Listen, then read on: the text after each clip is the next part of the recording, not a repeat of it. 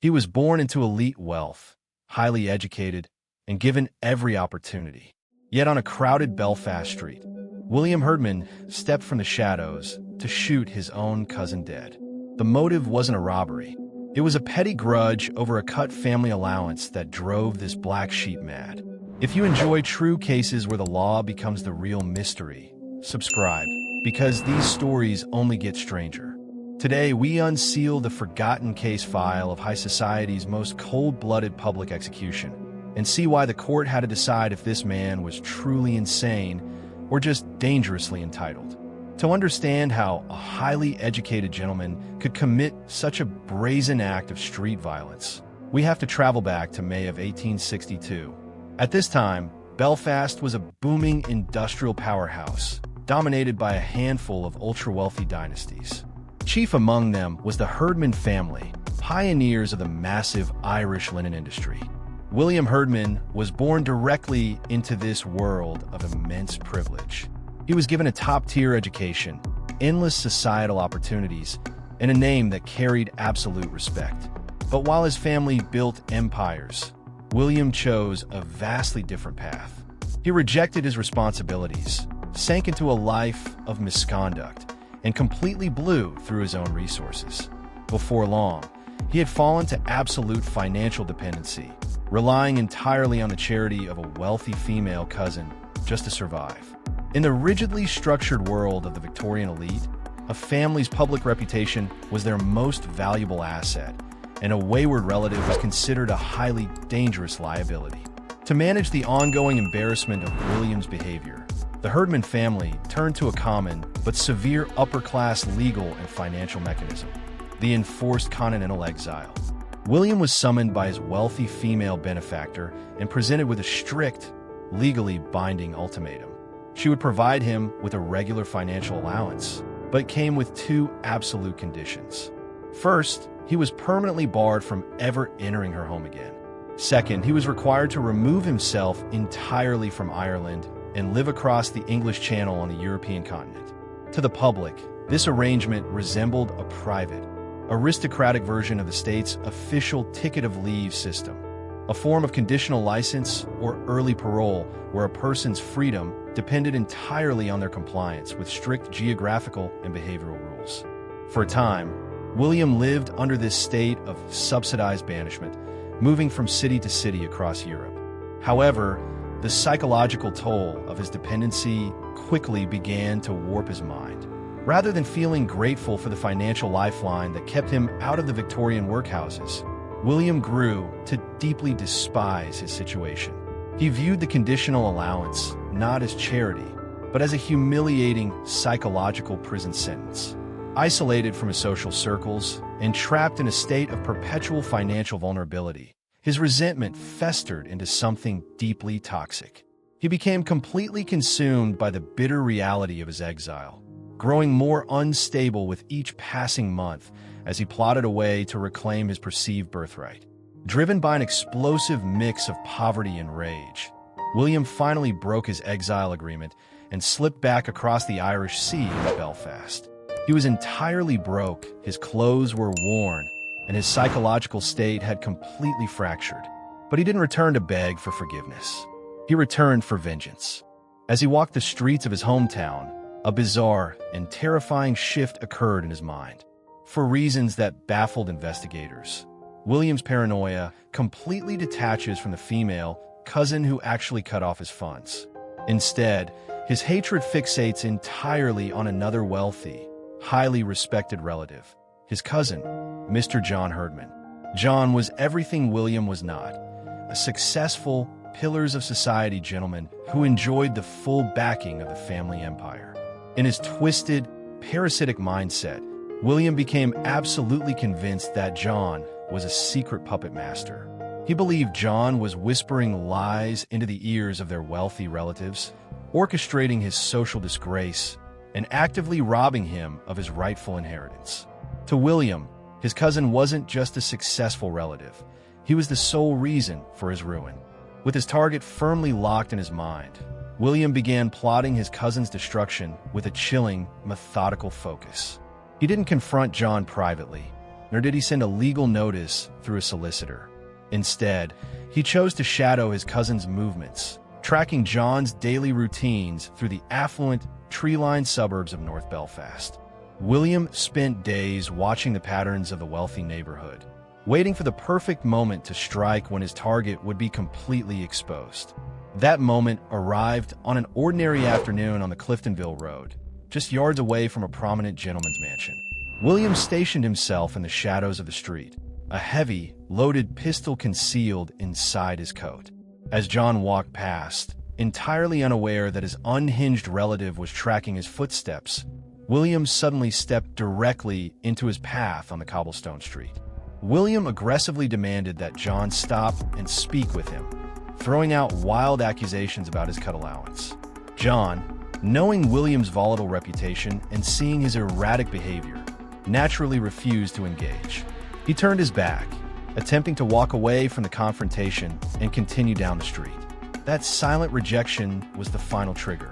In full, clear view of horrified passersby and neighbors looking out their windows, William drew his concealed weapon, leveled it directly at his cousin, and fired. The loud crack of the pistol shattered the quiet afternoon.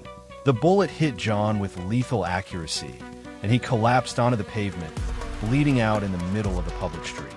William stood over him, making no attempt to flee, completely indifferent to the crowd of shocked witnesses gathering around the bloody scene.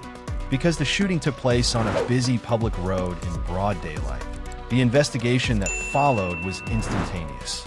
There was no mystery to solve, no complex forensic puzzle to piece together, and no manhunt across Ireland. William Herdman was immediately seized by bystanders and responding officers right at the scene, still holding the smoking pistol. The immediate fallout sent shockwaves straight through the upper echelons of Belfast high society. The horror gripping the city wasn't just about the loss of life, but the sheer social identity of the perpetrator. Violent street crime was supposed to belong to the slums, not to a well-educated gentleman from a premier industrial dynasty. The local constabulary easily built an airtight, open-end shut case. They gathered a mountain of direct eyewitness testimonies from the neighbors and passersby who had watched William pull the trigger alongside the physical murder weapon itself. The state's evidence was so overwhelming that it left the defense team in a desperate corner. There is absolutely no denying that William had killed his cousin. The only question left for the law to answer was why, and what his mental state meant for his fate on the gallows. When the trial opened at the Northeast Circuit Assizes, the courtroom was packed to capacity with onlookers eager to see how the justice system would handle one of its own. With the physical facts of the shooting completely undeniable, William's legal defense team rolled the dice on the only strategy left available to them: the insanity defense. This was a relatively bold move for the era, relying heavily on the newly established Emnatin rules, which required proof that a defendant was suffering from a disease of the mind so severe that they did not know the nature of their actions, or that what they were doing was wrong.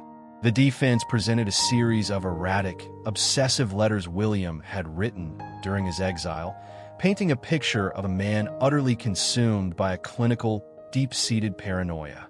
They argued that his mind had completely fractured under the weight of his financial isolation, leaving him genuinely unable to distinguish right from wrong when he pulled the trigger on Cliftonville Road.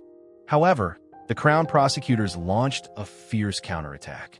They argued that William wasn't suffering from a legitimate mental illness, but from an extreme, lethal dose of upper-class entitlement. The prosecution meticulously laid out his actions leading up to the crime: the stalking, the purchasing of the weapon, and the waiting in ambush. They argued this proved clear premeditation and a fully conscious, rational mind. To the state, William wasn't mad. He was simply a malicious, spoiled individual who believed his family name and his elite status exempted him from the laws of society, choosing cold-blooded execution simply because he refused to work for a living. After listening to days of intense arguments from both sides, the jury retired to deliberate on a question that would define the limits of Victorian law. Where does a severe psychological delusion end and cold-blooded moral depravity begin? The stakes went far beyond the fate of William Herdman. If the jury accepted the insanity plea, it would signal to the public that a wealthy, highly educated gentleman could escape the gallows by claiming his financial greed had simply driven him mad. When the jury returned to the courtroom, they delivered a definitive blow to the defense. They completely rejected the insanity plea, finding William fully guilty of willful murder. The judge immediately passed the ultimate sentence, death by hanging. This verdict revealed the unbending power of the legal system when forced to protect its own integrity. The court chose to act as an unyielding shield for society, refusing to let wealth, education, or elite family connections buy immunity for a violent crime. By finding him guilty, the justice system established a profound precedent for the era.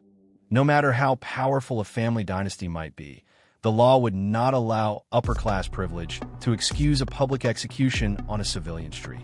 Following the definitive verdict, the battle for William Herdman's life shifted from the courtroom to the highest offices of the land. His wife launched a desperate, frantic campaign to secure a legal reprieve, drafting a formal petition to the Lord Lieutenant of Ireland. She begged the Crown to exercise executive clemency, pleading that her husband's life be spared and his sentence commuted to life in prison on account of his deeply fractured mental state. But the state stood completely firm. The Lord Lieutenant flatly denied the petition for a reprieve.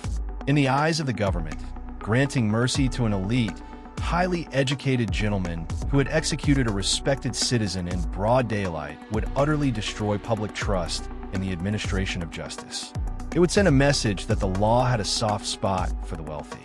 Later that same year, the final act of the tragedy played out at Downpatrick Jail. William Herdman, the man who had been given every advantage, every luxury, and every opportunity that Victorian society could offer, was marched out to the gallows. Before a solemn crowd, the trapdoor snapped open, bringing a swift and dark end to the volatile life of the Herdman family's black sheep. The execution of William Herdman left behind a haunting lesson about the true nature of justice. It proved that sometimes the law must enforce its rules with absolute, unbending rigidity, not just to punish a criminal, but to protect the public's faith in the entire system. If the court had allowed William's wealth, his elite education, or his claims of financial paranoia to save him, it would send a dangerous message that the upper class operated under a different set of rules. The Herdman case remains a stark reminder of how easily toxic entitlement can twist into lethal violence when privilege is finally stripped away. It exposed the dark underbelly of a society that tried to hide its problems across the continent, only for the consequences to come marching right back home. What do you think about this verdict? Was William truly a calculated, entitled monster who deserved the gallows? Or did the Victorian court execute a man who was genuinely losing his mind to paranoia? Comment your thoughts below. And if you want to uncover more forgotten historical crime and courtroom mysteries, make sure to subscribe, because the deeper you look into the past, the stranger the law becomes.